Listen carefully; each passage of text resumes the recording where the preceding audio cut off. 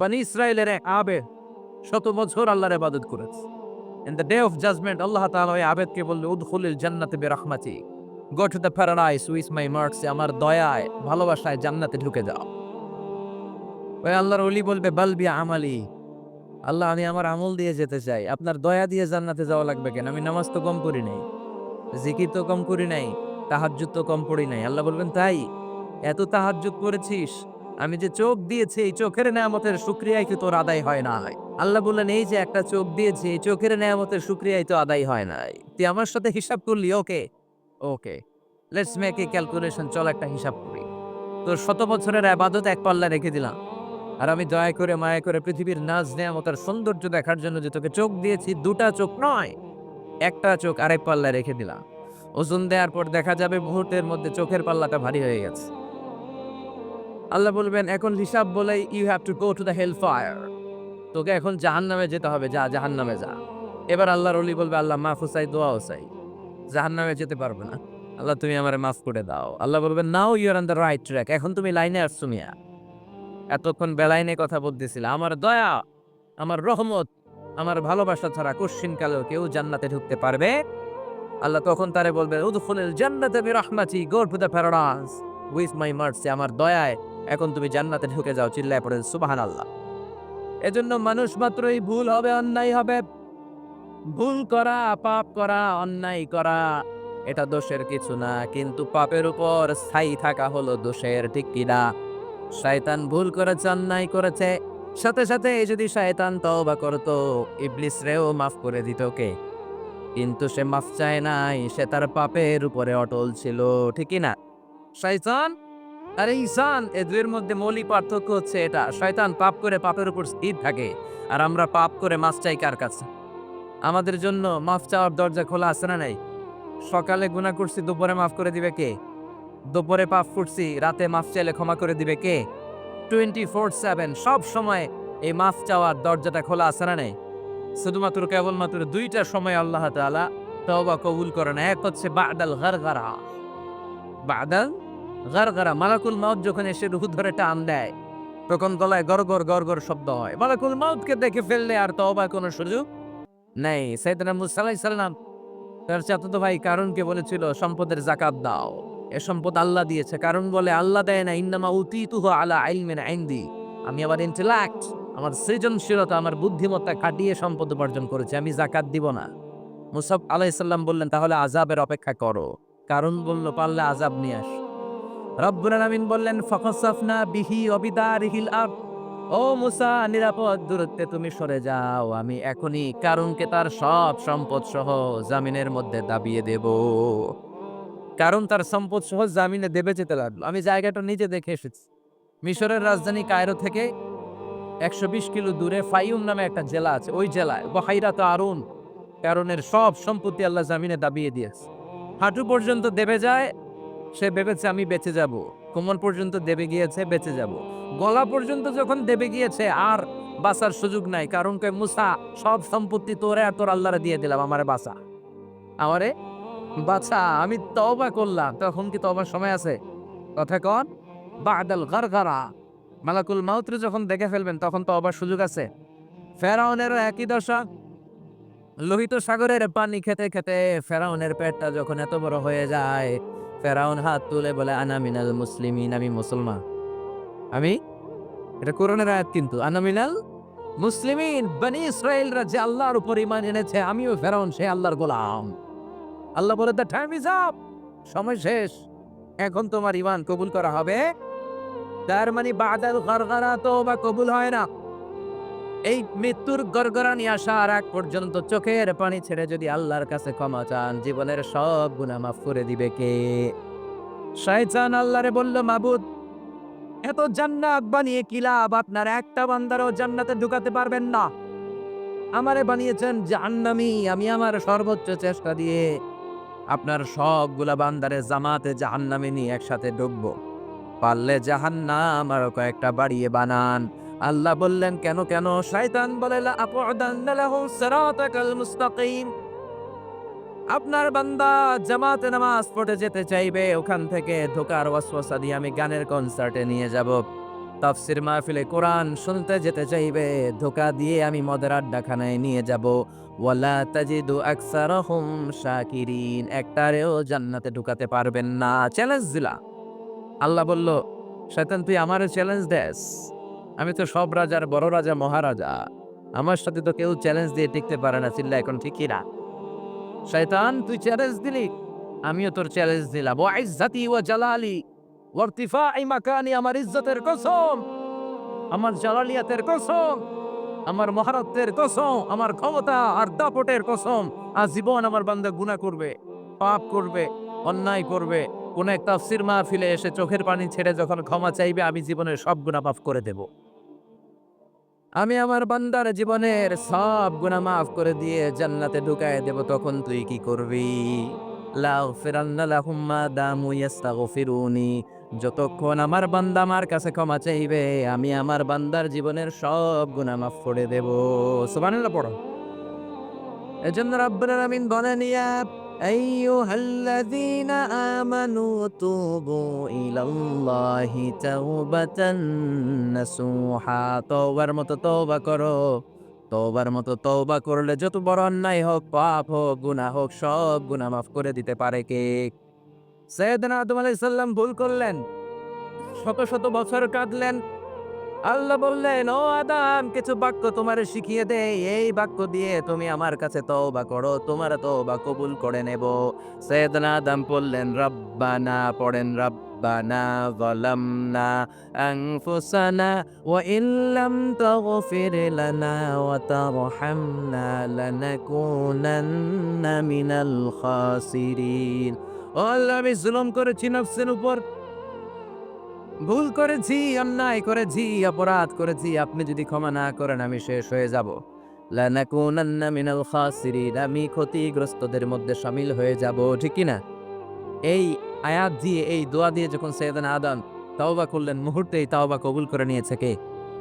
আমরাও যদি পাপ করি, অন্যায় করি, আমাদেরও পাপগুলো মোচন করার একজন আছে না নাই?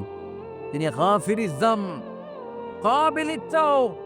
ওনার কাজই হচ্ছে গুনাহ মাফ করা।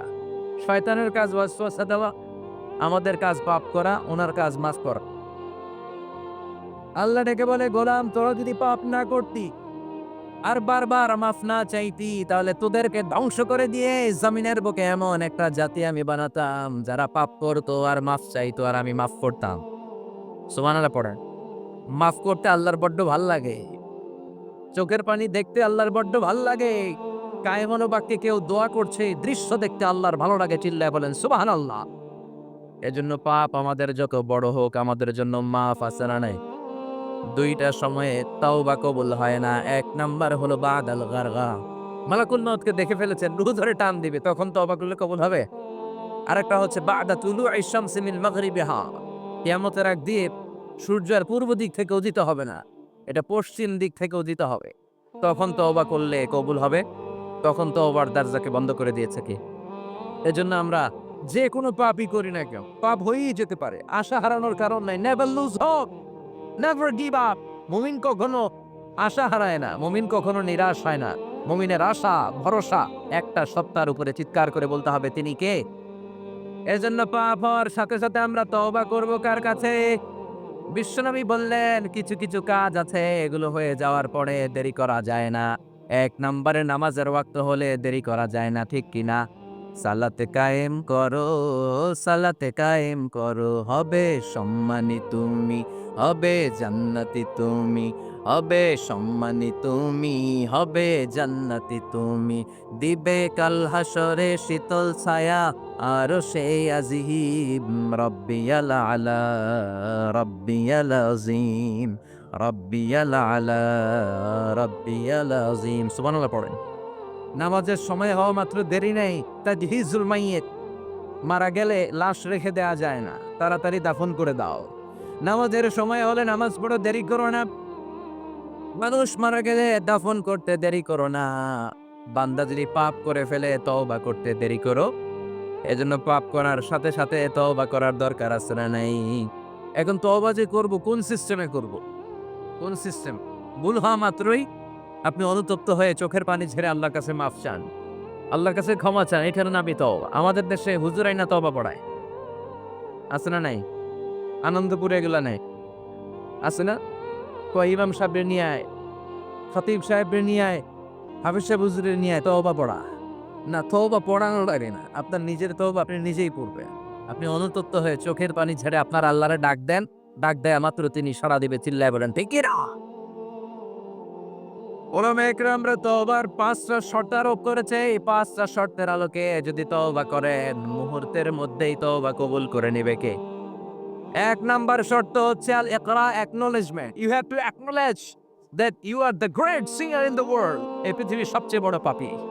৫টা শর্তের ১ নাম্বার হচ্ছে আপনি স্বীকার যান, আল্লাহ আমার চেয়ে বড় পাপী আকাশের নিচে জমিনের উপরে দ্বিতীয়টা নাই। এমন কোনো পাপ নাই যে আমি করি নাই। আমার চেয়ে নাদান, আমার চেয়ে পিশাচ, আমার চেয়ে বড় পাপী দ্বিতীয়টা কেউ। acknowledge your sin, আপনি আপনার পাপগুলো স্বীকার করেন।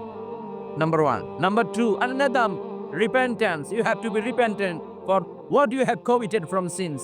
যে পাপ করেছেন এই পাপের জন্য আপনি লজ্জিত হন। আপনি নিজেকে আল্লাহর কাছে ছোট করে পেশ করেন। আল্লাহরে ডেকে বলেন, আল্লাহ আমি আপনার গোলাম, গোলামের ঘরের গোলাম, বান্দিরি ঘরের গোলাম, আমারে মাফ করে দেন, আমি লজ্জিত, আমি অনুতপ্ত।